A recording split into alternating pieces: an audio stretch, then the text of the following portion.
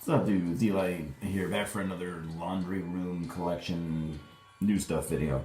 Kind of a weird spread out video, I guess. Nothing new for me. Lots of formats, like almost every format. It's a mess. Anyway, we'll start with the vinyl because I know you guys like that. Other than that, nothing's really new on my end. So we have. I had forgotten that I ordered this just less than a week ago, but finally the new 2020 full length from the Glorious Dead, Michigan death metal, into Lifeless Shrines. This is Marty Worm's band. Came out on his label By Room Recordings and also Iwas Recordings, I believe, right? Pretty sure it's a dual release. I thought Iwas had a hand in this. Maybe they didn't. This might just be a Vine Room release. Because I know Iwas took part in some of the other releases. Yeah, this might just be Vine Room. But for those who like color vinyl, you might want to see this. Check that out. Very cool, right? I love how it matches the cover perfectly. I mean, I feel like it's weird when that doesn't happen. So yeah, super stoked to listen to this. I've really enjoyed everything they've done so far, which isn't a lot, but nevertheless, I've enjoyed the shit out of it. This record right here, I thought I had already owned, at least on vinyl. I do have it on CD, but got the debut Toto album. Debut and still their best album, 1978. This album is a mega classic, probably my favorite album from '78. And I wasn't even alive yet, but I'm just saying, in retrospect, it's just an old original pressing. Phenomenal album. 10 out of 10, basically. It's fucking great. Oh, and I got this. I've never had any Peter Gabriel 7 inches, but I'm a big Peter Gabriel fan, so we got this No Self-Control off the third album, Melt. On the other side, it's got Lead a Normal Life. So just 2 songs that are from the album. Nothing special, but we like buying stuff we don't really need. We got some cassette tapes. This one is crazy. So I've been wanting to get something from this guy for, I don't know, at least a couple years now. I do like some jazz fusion. I've slowly been getting more and more into it. So I buy this, and the dude ends up dying like the next day. We got a Chick Corea electric band, Inside Out, from 1990. Just excellent jazz fusion. But like I said, he literally died a day or 2 after I bought this. It was kind of weird. Queensryche Operation Mindcrime cassette. Classic, 1988 classic progressive metal masterpiece. Absolute masterpiece. However, my favorite Queensryche album would be the 1986 Rage for Order cassette. Never thought I would find these just kind of randomly at some local stores, but super stoked to have them.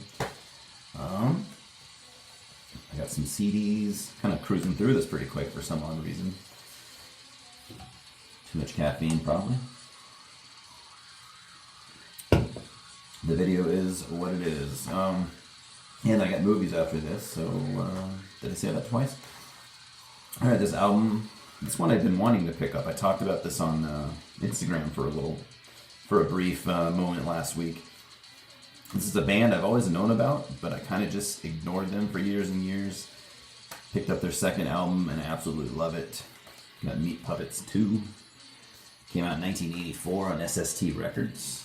And this particular copy, it's in very good condition, but it also came with how this is still around. I have no idea, and it's like super crisp. We got this. This is printed in 1983. This SST order form that CDs used to come with. I think it's crazy that it's still. I mean, who knows how many times this CD's been passed down to different owners. Maybe only once, but I still find it a little crazy that the order form is still intact and inside the jewel case. All right, we got some more. Some more ordering stuff that I had heard years ago and hadn't heard since then. Remember being good. And just, I've been, like, I never owned copies, and I've just been blindly buying these things to see how they hold up. Nostalgia, that's the word I was looking for.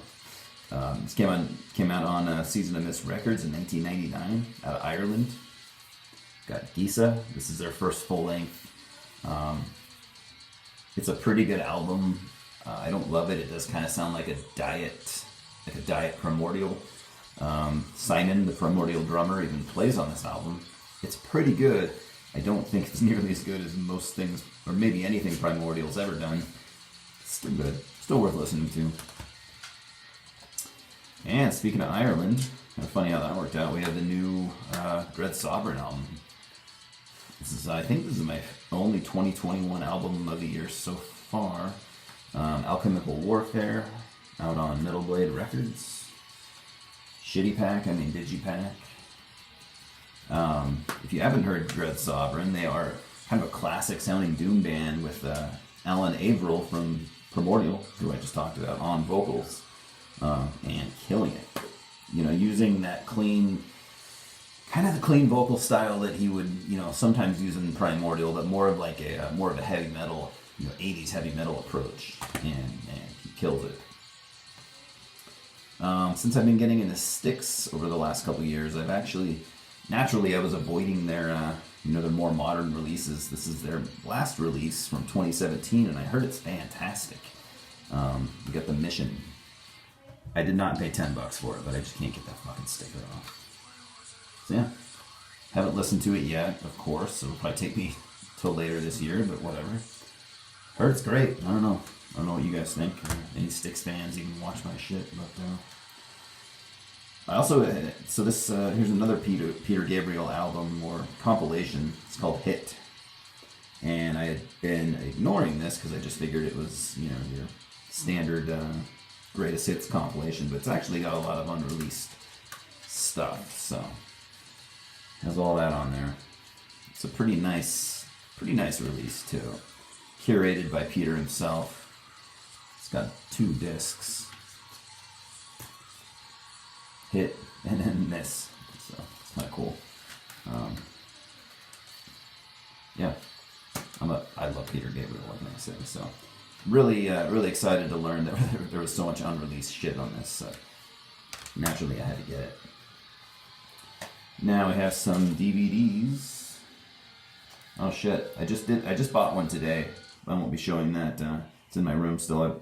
I bought John Wick 2. I don't know. I've just been wanting to see those movies for a long time. I haven't seen any of them. So I bought the second one instead of the first one. Sure. All right. I remember hearing this movie was pretty good. I don't know a whole lot about it, so I'm sure some of you guys do. So talk to me if you feel. Got Dead Girl. This came out. Dark Sky Films, 2009. Wow, it's already been a while. Like I said, I always heard pretty good things. So. This is one of those dual covers, which I really do like. That's the other one. It's like about a bunch of teenagers who stumble upon some weird abandoned building, like abandoned hospital or mental hospital or something, and they find a woman like strapped down completely, but she's like a zombie.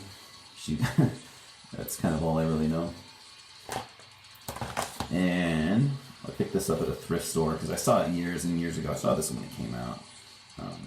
Remember it being decent. It's an Eli Roth movie, so you know it's going to be But Cabin Fever, the original, it's kind of a cult classic. I don't remember it really being all that great, but I'll rewatch it for, like $1. And I got some VHS movies here. I might already have 2 out of the 3. I have this really bad habit of buying VHS tapes that I forget I have, and I'll have like 3 or 4 of them of the same movie, and then I'll just usually send them to friends or whatever. So it's kind of cool. I've had this one on DVD for years, so this is cool to get on VHS, but we got the Mothman Prophecies. I actually thought this was a pretty good movie. I rewatch it, every couple of years it seems like. Richard Gere, some other famous people, Laura Linney. Yeah. If you don't know, what's cool about this is it is very, very much based. And from what I've read, the story behind this movie is very, very close to the events that apparently happened. Did they really happen? Probably not. But the movie is still, true to the subject matter. So when did this happen? I don't know when it happened. Maybe in the 80s. Don't quote me on that. I want to say it was in the East Coast. Yeah, West Virginia. Some dude's driving. He sees some weird, moth, like giant moth creature. Weird shit happens after he sees the creature. Then it turns out down the road, a lot of other people have claimed to have seen the same creature. People not linked to each other. I don't know how these fucking anomalies happen. I don't really believe any of them, but they're still fun. I still like, the kid in me still likes to entertain the idea that, I don't know, maybe it happened. But it's doubtful. Don't really need to say a lot about this. Mad Max Beyond Thunderdome. Despite this usually being considered, the weakest Mad Max movie, and it probably is, I still think it's a really great movie. 1985, yeah, I've always loved it. I'm almost positive I have it, so, whatever. Same with this one. I think I have 2 or 3 copies now, but this one is in really good shape, so that's cool. The Ring. Even some of you guys are probably like, dude, you already fucking have that. I know I have it on DVD, but I couldn't remember if I have it on VHS. And this one always was a really cool version, like a really nice case, clear case and everything. And this one, if I do have it, I think this one's in better shape than my original. So, it was not all for naught. Alright, anyways. Cruise through that, gotta be fast when you do these YouTube videos. People only watch the first 3 minutes. Nah, I'm just kidding. Not always. Anyways, yeah, that's it. Louis says hello. He's down below right there. And hope you guys are all doing well. Talk to me about any of these things you want to talk about. Cheers. We'll talk soon.